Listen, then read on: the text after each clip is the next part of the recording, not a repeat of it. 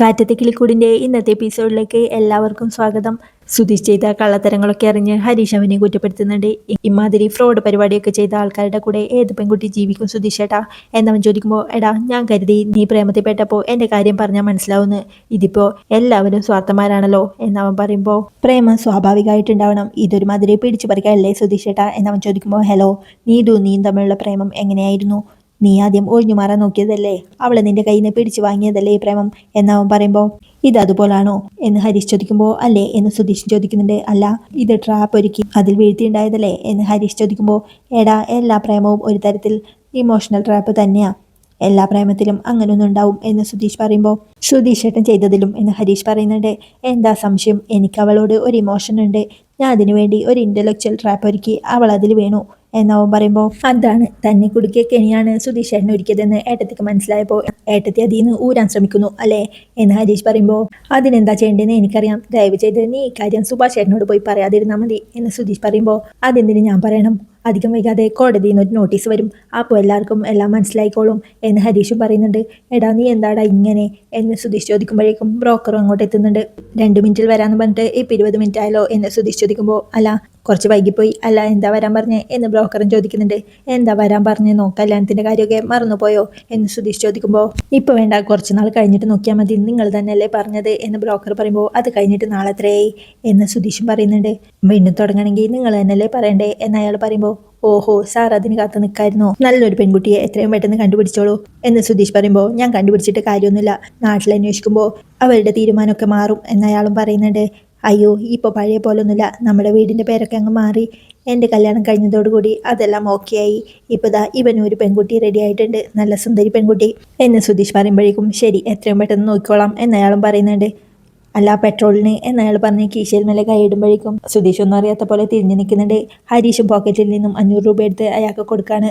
അയാൾ അത് വാങ്ങി പോകുമ്പോഴേക്കും 500 പോയി എന്ന് ടെൻഷനിൽ ഹരീഷ് നിൽക്കുന്നുണ്ട്. അപ്പോഴേക്കും അഖിൽ അതിലൂടെ വരുന്നത് സുധീഷ് കാണുന്നുണ്ട്. എടാ അതാ നിന്റെ അളിയൻ വരുന്നു എന്ന് പറയുമ്പോൾ, ഒന്നും മിണ്ടാതിരിക്കേ എന്ന് ഹരീഷും പറയുന്നുണ്ട്. അളിയൻ വരുമ്പോൾ ഒന്നും ചോദിച്ചിട്ടില്ലെങ്കിൽ മോശമല്ലേ, അളിയ ചതവും നീരൊക്കെ മാറിയോ എന്ന് സുധീഷ് ചോദിക്കുമ്പോൾ, എന്താടാ കളിയാക്കാണോ എന്ന് അഖിലും ചോദിക്കുന്നുണ്ട്. അളിയൻ്റെ അളിയനെ കണ്ടപ്പോൾ ഒന്ന് കുശലം ചോദിച്ചതല്ലേ എന്ന് സുധീഷ് പറയുമ്പോൾ, നീ പുറത്തുനിന്ന് നന്നായി കളിക്കുന്നുണ്ടെന്ന് എനിക്കറിയാം, പോലീസിനെ വിളിപ്പിക്കാൻ അവൾക്ക് ബുദ്ധി പറഞ്ഞു കൊടുത്തതും നീയാണെന്ന് എനിക്കറിയാം എന്ന് അഖിൽ ഹരീഷിനെ നോക്കിക്കൊണ്ട് പറയുന്നുണ്ട്. നിനക്കിനി നിന്റെ അനിയത്തിയെ മനസ്സിലായിട്ടില്ല മോനെ, അവളെ നീ വെറുതെ അണ്ടർ എസ്റ്റിമേറ്റ് ചെയ്യേണ്ട എന്ന് ഹരീഷ് പറയുമ്പോഴേക്കും, അരേ വാ കണ്ടില്ലേ കാമുകിയോടുള്ള അചഞ്ചലമായ വിശ്വാസം, എടാ നിങ്ങൾ എന്തൊക്കെ ചെയ്താലും ഇവൻ അവളെ കെട്ടിയിരിക്കും എന്ന് സുധീഷ് പറയുമ്പോഴേക്കും, അത് നമുക്ക് നോക്കാലോ, എനിക്ക് ജീവനുള്ളിടത്തോളം കാലം അത് നടക്കാൻ പോകുന്നില്ല എന്ന് അഖിലും പറയുന്നുണ്ട്. എങ്കിൽ പിന്നെ കാര്യം എളുപ്പമായില്ലേ, നിന്നെ അങ്ങ് കൊന്നു കളഞ്ഞാൽ ഇവരുടെ കല്യാണം പെട്ടെന്ന് നടക്കുമല്ലോ എന്ന് സുധീഷും പറയുന്നുണ്ട്. അതെങ്ങനെ വേണമെന്ന് മാത്രം തീരുമാനിച്ചാൽ മതി, കോഴിയെ കൊല്ലുന്നത് പോലെ വേണോ പോത്തിനെ വെട്ടുന്ന പോലെ വേണോ എന്ന് ഹരീഷ് പറയുമ്പോഴേക്കും, അത് ഞാൻ കാണിച്ചു തരാടാ എന്നും പറഞ്ഞ് അഖിൽ ഹരീഷിന് നേരെ ചെല്ലുന്നുണ്ട്. ഹരീഷ് അവനെ പെട്ടെന്നൊരു തള്ളാണ്. അന്ന് കിട്ടിയതൊന്നും പോരാഞ്ഞിട്ടാണോ നാണം കെട്ടവനെ, പോടാ എന്ന് ഹരീഷ് പറയുമ്പോൾ, അവളിപ്പോഴും എൻ്റെ വീട്ടിലാ എന്ന് നീ ഓർത്തോ എന്ന് അഖിലും പറയുന്നുണ്ട്. അവളെ തിരിച്ചു കൊണ്ടുവിട്ടത് ഞാനാണെങ്കിൽ അവിടെ നിന്ന് ഇറക്കാനും എനിക്ക് തന്നെ പറ്റും എന്ന് ഹരീഷും പറയാണ്. അത് കേട്ട് അഖിലും ദേഷ്യത്തോടെ അവനെ നോക്കിക്കൊണ്ട് അവിടെ നടന്നു പോകുന്നുണ്ട്. സുധീഷും ഹരീഷിൻ്റെ അടുത്തേക്ക് ചെന്ന്, മാസാണല്ലോടാ എന്ന് പറയുമ്പോഴേക്കും, പിന്നല്ല വാ എന്നും പറഞ്ഞ് സുധീഷിനെയും കൂട്ടി അവർ രണ്ടുപേരും അവിടുന്ന് നടന്നു പോകുന്നുണ്ട്. അവിടെ വീട്ടിൽ ടിവിയും കണ്ടുകൊണ്ട് കസേരയിലിരുന്ന് ചോറ് കഴിക്കാണ് നീതു. അവളോടുള്ള ദേഷ്യം കടിച്ചു പിടിച്ചുകൊണ്ട് ഒന്നും പറയാനാവാതെ അമ്മയും അവളെ നോക്കി നിൽക്കാണ്. അച്ഛനും ഫോണും നോക്കിക്കൊണ്ട് അവിടെ തന്നെ ഇരിപ്പാണ്. അപ്പോഴേക്കും അഖിലും അങ്ങോട്ട് വരികയാണ്. അഖിലിനെ കണ്ടപാടെ നീതു ടിവിയുടെ വോളിയം കൂട്ടി വെച്ച്, അമ്മയെ അച്ചാർ തരുമോ എന്ന് ചോദിക്കുന്നുണ്ട്. അഖിലും ദേഷ്യത്തോടെ TV ഓഫ് ചെയ്യുമ്പോഴേക്കും, എന്തിനാ ഇപ്പോൾ TV ഓഫ് ചെയ്തേ, TV വെക്കുമ്പോൾ നിനക്ക് കേൾക്കാൻ മാത്രം വെച്ചാൽ മതി, നാട്ടുകാരെ എന്തിനാ കേൾപ്പിക്കുന്നത് എന്ന് അഖിൽ ചോദിക്കുമ്പോൾ, നീ വെക്കുമ്പോൾ ഇതിനേക്കാളും വോളിയം ഉണ്ടാവാറുണ്ടല്ലോ എന്ന് നീതുവും ചോദിക്കുന്നുണ്ട്. കേട്ടില്ലേ അമ്മേ, നമ്മളെല്ലാവരെയും ടെൻഷനാക്കിയിട്ട് അവൾ മാത്രം ഇരുന്ന് ഉണ്ണുക എന്ന് അഖിൽ പറയുമ്പോൾ, നിന്നെ കാണുമ്പോൾ തന്നെ എനിക്ക് അർപ്പ് വരിക എന്ന് അഖിൽ പറയുമ്പോൾ, അതേടാ നിന്നെ കാണുമ്പോഴേ എനിക്ക് ഛർദ്ദിക്കാൻ വരുന്നു, അച്ഛനുണ്ടായത് തിന്നു മുടിക്കാനുണ്ടായ ഒരു ആൺകുട്ടി, പോടാ എന്ന് നീതു പറയുമ്പോഴേക്കും അവൻ അവളെ തല്ലാനോങ്ങുന്നുണ്ട്. എന്താ നിർത്തിയേ, വാടാ, ഹലോ ശാന്തി മാഡം എന്നൊരൊറ്റ വിളി, നീ തീർന്നു എന്ന് നീതു അവനെ ഭീഷണിപ്പെടുത്തുന്ന, ഇന്നിവള് അവനെ കാണാൻ പോയിരുന്നു എന്ന് അഖിൽ പറയുമ്പോൾ, എടി നീ ഇന്നും പോയോ എന്ന് നീതുവിൻ്റെ അമ്മയും ചോദിക്കുന്നുണ്ട്. ഞാൻ ഇന്നലെയും പോയി, ഇന്നും പോയി, ഇനി നാളെയും പോവും എന്ന് നീതു പറയുമ്പോഴേക്കും അഖിൽ അവളെ തല്ലാനായി അവളുടെ അടുത്തേക്ക് പോകുന്നുണ്ട്. അച്ഛൻ അവനെ തടഞ്ഞുകൊണ്ട്, നീ അവളെ എന്തെങ്കിലും ചെയ്താൽ അവളപ്പോൾ പോലീസിനെ വിളിക്കും, പിന്നെന്താ സംഭവിക്കാമെന്ന് നിനക്കറിയാലോ. അത് കേട്ട് അമ്മയും അവളെ കുറേ വഴക്ക് പറയുന്നുണ്ട്. അഖിലും ദേഷ്യത്തോടെ അവളെ ഒരു സ്റ്റൂൾ എടുത്ത് അടിക്കാനൊരുങ്ങുമ്പോഴേക്കും അച്ഛൻ അവനെ തടഞ്ഞ്, നീ അകത്തേക്ക് ചെല്ലേ എന്ന് പറയുന്നുണ്ട്. അഖിൽ ദേഷ്യത്തോടെ അത് വലിച്ചെറിഞ്ഞ് അകത്തേക്ക് പോവാണ്. രാത്രിയാകുമ്പോൾ വീട്ടിൽ അച്ഛൻ ഉമ്മറത്ത് തൻ്റെ കട്ടിലിരുന്ന് ബ്രാൻഡി കഴിക്കാണ്. ഹരീഷ് പുറത്ത് ഫോണിൽ സംസാരിച്ചുകൊണ്ട് നടക്കുന്നുണ്ട്. സുധീഷും ഫോണിൽ സംസാരിക്കുകയാണ്. ഇതൊക്കെ കണ്ടുകൊണ്ട് നിധി നികേഷിനോടായി, എന്താടാ നികേഷേ, എല്ലാവരും വലിയ ബിസിയാണല്ലോ, എന്തെങ്കിലും ബിസിനസ് കാര്യമാണോ എന്ന് ചോദിക്കുമ്പോൾ ഏട്ടത്തിക്ക് വേറെ പണിയൊന്നുമില്ലേ, ആരെങ്കിലും വിളിച്ച് കത്തിയടിക്കായിരിക്കും എന്ന് നികേഷും പറയുന്നുണ്ട്. അപ്പോഴേക്കും ഹരീഷും ഫോൺ വിളി നിർത്തി അങ്ങോട്ട് വരികയാണ്. ഹരീഷേട്ടൻ രാത്രി എത്ര വേണമെങ്കിലും ഫോൺ വിളിച്ചോ, പക്ഷേ വേറെന്താ പറയ് എന്നൊക്കെയുള്ള ഡയലോഗ്സൊക്കെ ഒന്ന് മാറ്റണം എന്നവൻ പറയുമ്പോൾ ഡാടാ വേണ്ട എന്ന് പറഞ്ഞ് ഹരീഷ് അവനെ ഒന്ന് തട്ടുന്നുണ്ട്. എന്താ ഹരീഷേ, മറുപടിയൊന്നും ഇല്ലല്ലോ എന്ന് നിധി ചോദിക്കുമ്പോൾ അത് പിന്നെ നീതുവിൻ്റെ വീട്ടിൽ കുഴപ്പമൊന്നുമില്ലല്ലോ എന്നറിയാൻ വേണ്ടി വിളിച്ചതാ. ഇവൻ ഉറങ്ങുമായിരിക്കുന്ന ഞാൻ കരുതിയത്, ഇതെല്ലാം ഒളിഞ്ഞു കേൾക്കുന്നുണ്ടെന്ന് ഞാൻ അറിഞ്ഞോ, ഇനി ഞാൻ റോട്ടിൽ ചെന്ന് വിളിച്ചോളാം എന്ന് ഹരീഷ് പറയുമ്പോൾ അതാ നല്ലത്, അതാകുമ്പോൾ ചെവിക്ക് കുറച്ച് സൗകര്യം കിട്ടും എന്നവനും പറയുന്നുണ്ട്. അപ്പോഴേക്കും സുധീഷും ശരിയായിട്ടാ ഞാൻ നോക്കിയിട്ട് വിളിക്കാം എന്നും പറഞ്ഞ് കോൾ കട്ട് ചെയ്തുകൊണ്ട് അങ്ങോട്ട് വരുന്നുണ്ട്. എന്തായിട്ടാ എന്ന് ഹരീഷ് ചോദിക്കുമ്പോൾ അതാ ബ്രോക്കറാ, സുഭാഷ് ഏട്ടന് ഒരു ബന്ധം ഒത്തു വന്നിട്ടുണ്ട്, പക്ഷെ അവർക്ക് ജാതകം വേണം. സുഭാഷ് ഏട്ടന് ജാതകം ഉണ്ടോ ഹരീഷേ, നിനക്ക് വല്ല പിടിയുണ്ടോ എന്ന് സുധീഷ് ചോദിക്കുമ്പോൾ അതെങ്ങനെയാ ഞാൻ അറിയുന്നേ, ഈ വീട്ടിലാർക്കും ജാതകം ഉണ്ടെന്ന് എനിക്ക് തോന്നില്ല എന്ന് ഹരീഷ് പറയുമ്പോൾ അത് ശരിയാ, എല്ലാ ഗ്രഹങ്ങൾക്കും നില തെറ്റിയ സമയത്താണല്ലോ നമ്മൾ ജനിച്ചത്, പിന്നെ എങ്ങനെയാ ഗ്രഹനില ഉണ്ടാകുന്നേ എന്ന് നികേഷ് ചോദിക്കുന്നുണ്ട്. അകത്ത് വല്ല പെട്ടിയിലുണ്ടാവോ എന്ന് നിധി ചോദിക്കുമ്പോൾ അതിന് വലിയ ചാൻസ് ഒന്നുമില്ല എന്ന് സുധീഷും പറയുന്നുണ്ട്. എന്തെങ്കിലും ഉണ്ടെങ്കിൽ സുഭാഷ് ചേട്ടനെ എടുത്ത് വെച്ചിട്ടുണ്ടാവും, സുഭാഷ് ചേട്ടനെല്ലാം അടുക്കിപ്പറക്കി വെക്കുന്ന ശീലമുണ്ട്, സുഭാഷ് ചേട്ടൻ വന്നിട്ട് ചോദിക്കാം എന്ന് ഹരീഷും പറയാണ്. അപ്പോഴേക്കും സുഭാഷും ജോലി കഴിഞ്ഞ് അങ്ങോട്ട് എത്തുന്നുണ്ട്. എന്താ എല്ലാവരും കൂടി സഭ കൂടിയിട്ടുണ്ടല്ലോ എന്ന് സുഭാഷ് ചോദിക്കുമ്പോൾ എന്താ എല്ലാവരും ഒരുമിച്ച് നിന്ന് സംസാരിച്ചുകൂടാ എന്നുണ്ടോ എന്ന് സുധീഷ് ചോദിക്കുന്നുണ്ട്. സാധാരണ എല്ലാവരും ഇങ്ങനെ ഒരുമിച്ച് നിന്ന് സംസാരിക്കുന്നത് കാണാറില്ല, അതുകൊണ്ട് ചോദിച്ചതാ, ഞാൻ പോയിട്ടൊന്ന് കൈയും കാല് കഴുകിയിട്ട് വരാം എന്നും പറഞ്ഞ് പോകാനൊരുങ്ങുമ്പോഴേക്കും നിധിയോടായി മോളെ ഓഫീസിൽ നിന്ന് വന്നിട്ട് കാപ്പി കുടിച്ചില്ലേ എന്ന് സുഭാഷ് ചോദിക്കുന്നുണ്ട്. ഞാനും നികേഷും കുടിച്ചു സുഭാഷ് ഏട്ടാ എന്നവളും പറയാണ്. സുഭാഷ് അങ്ങോട്ട് പോകുമ്പോഴേക്കും ഹരീഷേ കണ്ടോടാ, സുഭാഷ് ഏട്ടന് നിത്യ സ്പെഷ്യൽ, നീ ഞാനും ജോലി കഴിഞ്ഞിട്ട് വരുന്നതല്ലേ, എന്നിട്ട് നമ്മളോട് കാപ്പി കുടിച്ചോ എന്ന് ചോദിച്ചോ എന്ന് സുധീഷ് ചോദിക്കുമ്പോൾ ജോലി കഴിഞ്ഞിട്ട് വരുന്നത് എൻ്റെ കാര്യത്തിൽ ശരിയാ, സുധീഷ് ഏട്ടൻ ഇവിടെ തെക്കും വടക്കും നടക്കല്ലേ എന്ന് ഹരീഷ് പറയുമ്പോൾ ഡാടാ വേണ്ടാട്ടാ എന്ന് സുധീഷും പറയാണ്. അപ്പോഴേക്കും സുഭാഷും അങ്ങോട്ട് വരുന്നുണ്ട്. ദാ വരുന്നു, ഇപ്പം തന്നെ ചോദിക്കാം എന്ന് നിധി പറയുമ്പോഴേക്കും സുഭാഷും അങ്ങോട്ട് വന്ന് അവരുടെ പരിങ്ങളോടെയുള്ള നിൽപ്പ് കണ്ട് എന്താടാ എന്ന് ചോദിക്കുന്നുണ്ട്. അല്ല സുഭാഷ് ഏട്ടാ, ഇവിടെ ജാതകമുണ്ടോ എന്ന് ചോദിക്കുമ്പോൾ ആരുടെ എന്ന് സുഭാഷ് ചോദിക്കുന്നുണ്ട്.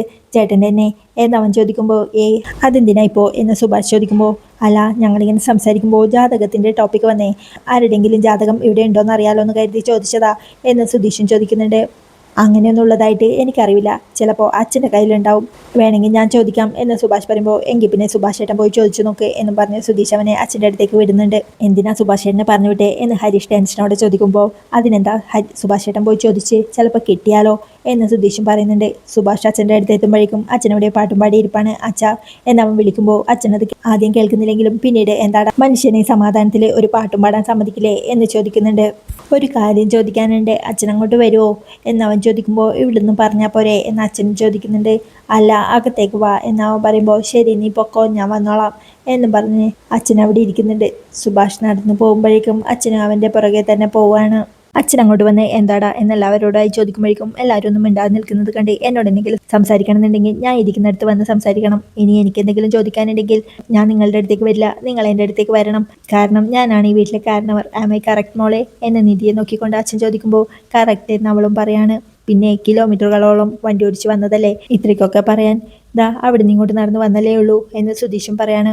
ഡാ എന്തെങ്കിലും ചോദിക്കാനുണ്ടെങ്കിൽ ചോദിക്കേ, മൈ പൈൻറ്റ് ഈസ് വെയിറ്റിംഗ് എന്ന് അച്ഛൻ പറയുമ്പോൾ ജാതകം ഉണ്ടോ ഞങ്ങൾക്ക് എന്ന് സുധീഷ് ചോദിക്കുമ്പോൾ അച്ഛനും അവനെ ഒന്ന് നോക്കുന്നുണ്ട്. മനസ്സിലായില്ലേ, ഇനി ഇംഗ്ലീഷ് പറയാനായിരിക്കും. ഹൊറോസ്കോപ്പ് ഉണ്ടോ ഞങ്ങൾക്ക് എന്ന് അവൻ ചോദിക്കുമ്പോൾ അതെന്തിനാ എന്ന് അച്ഛനും ചോദിക്കുന്നുണ്ട്. അല്ല നിങ്ങളായിട്ട് ജനിച്ചതിന് എന്തെങ്കിലും പ്രശ്നമുണ്ടോ ഞങ്ങൾക്ക് എന്നറിയാനാ, ഏതെങ്കിലും ഒരു കാലത്ത് ഞങ്ങൾ രക്ഷപ്പെടുമോ എന്നൊക്കെ അറിയണ്ടേ എന്നവൻ പറയുമ്പോൾ അതിനെന്തിനാ ജാതകം, എന്നോട് ചോദിച്ചാൽ പോരെ, നിങ്ങളുടെ ആരുടെ തലയിലെഴുത്ത് ഒന്നിനും കൊള്ളൂല, വെരി ബാഡ്, നിങ്ങൾക്ക് കൊള്ളാവുന്നൊരു ജോലി കൊള്ളാവുന്നൊരു ജീവിതം ഇതൊക്കെ കഷ്ടിയാ, കല്യാണ യോഗം തീരെയില്ല, ഇനി അഥവാ കഴിഞ്ഞാലും അനുഭവിക്കാനുള്ള യോഗമില്ല, എന്താ പോരെ എന്ന് അച്ഛൻ ചോദിക്കുമ്പോൾ സൂപ്പറായി എന്ന് ഹരീഷും പറയുന്നുണ്ട്. സമാധാനത്തോടെ പാട്ടും പാടി കുടിച്ചുകൊണ്ടിരുന്നവനെ വിളിച്ചു കൊണ്ടുവന്ന് ചോദിക്കാൻ കണ്ട ചോദ്യം എന്നും പറഞ്ഞ് അച്ഛൻ വീണ്ടും പുറത്തേക്ക് പോവുകയാണ്.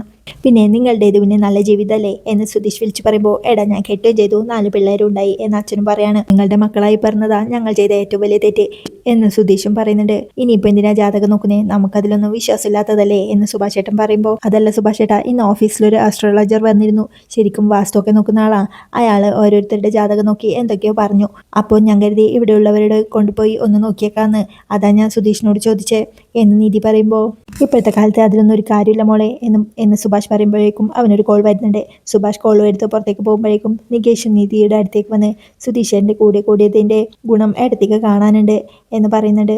എന്ത് ഗുണം എന്ന് നിധി ചോദിക്കുമ്പോൾ ഇങ്ങനെ ഇൻസ്റ്റൻ്റായി കള്ളം പറയാനുള്ള ഗുണം എന്നവൻ പറയുമ്പോൾ അത് പിന്നെ ഞാൻ വെറുതെ എന്ന് നിധിയും പറയുന്നുണ്ട്. ഞാനും വെറുതെയാ പറയുന്നേ എന്ന് സുധീഷും പറയാണ്.